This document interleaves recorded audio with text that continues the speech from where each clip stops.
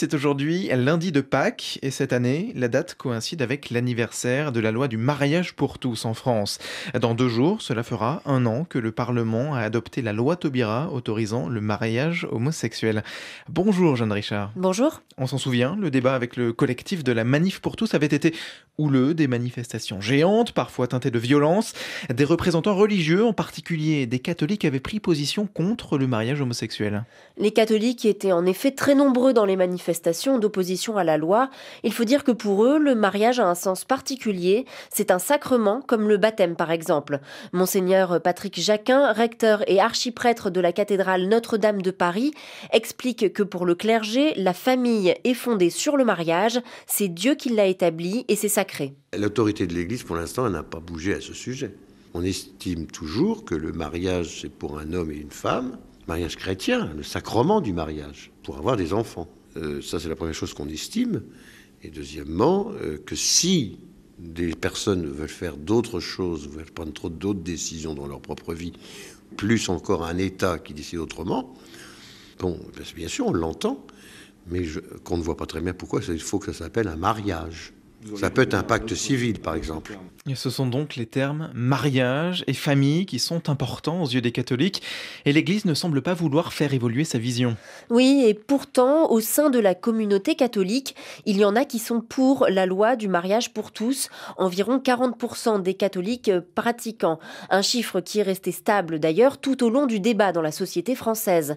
Finalement, cette loi a fait apparaître au grand jour différents courants au sein de l'Église. Les pour, plus progressistes, et les contre, les conservateurs et les identitaires. Nicolas Neyertz est coprésident du mouvement homosexuel chrétien David et Jonathan. Son association a milité pour la loi.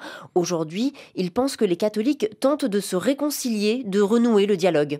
Beaucoup de catholiques s'interrogent et relisent ce qui s'est passé avec du recul et se demandent comment on a pu en arriver là. Comment a-t-il pu y avoir une telle violence dans certains discours, y compris des discours d'autorités religieuses, d'autorités catholiques, qui sont parfois sortis de leur rôle, à mon avis, en tenant un discours politique. Et puis, il est en train de se passer quelque chose de très important dans tout le pays, c'est que des milliers de mariages de couples de même sexe sont en train de se passer dans toutes les communes de France, et que tout un tas de gens qui n'avaient jamais rencontré de couples de même sexe constatent que ce sont des gens qui s'aiment. Ça les fait bouger, ça les fait changer. Nicolas Neyertz compte aussi beaucoup sur le nouveau pape François qui se montre plus ouvert que son prédécesseur. Mais Jeanne, l'Église est-elle réellement prête à évoluer ? Je vous le demande cela parce que on a surtout vu la mobilisation forte des catholiques identitaires dans les manifestations contre le mariage homosexuel. Eh bien, le sociologue des religions, Olivier Bobineau, estime en tout cas que l'Église n'a pas le choix. La société évolue, les mœurs se libèrent et pour lui, la loi du mariage pour tous a montré les limites de l'institution religieuse. On a affaire à la fin de la civilisation paroissiale qui a structuré l'Occident chrétien, les sociétés européennes, en particulier la France. Avec cette loi, l'année dernière, on a bien vu que les combats étaient menés pour défendre ce sacré. Et de fait, le million de personnes qui s'est rassemblé, c'est un barreau d'honneur. Et il ne reste plus aujourd'hui aucun combat pour cette civilisation paroissiale qui, depuis les années 80, est en chute libre. Il n'en demeure pas moins que l'Église a passé toutes les épreuves invariablement depuis 1500 ans. Le pape François pourra-t-il la réformer sur ces questions de société qui s'attaquent à des sujets essentiels aux yeux des catholiques ?